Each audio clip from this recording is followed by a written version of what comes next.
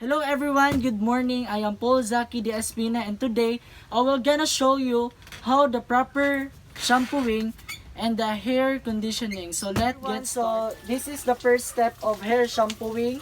You will put a little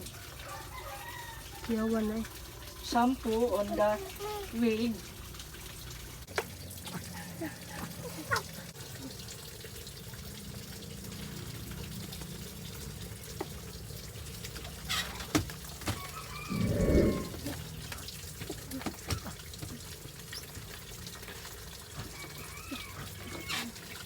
So next is to wash it.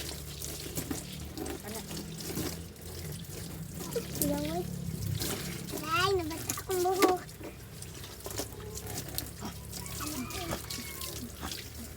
Nabasa mo mo. Ay, nabasa ang kanina. Tama na? Ha? So the next is hair conditioning. So we can put a hair conditioner on his hair and then So this is the next step. Hair conditioning. Then after that, after a few minutes, you can wash it through the water. Ay, salam.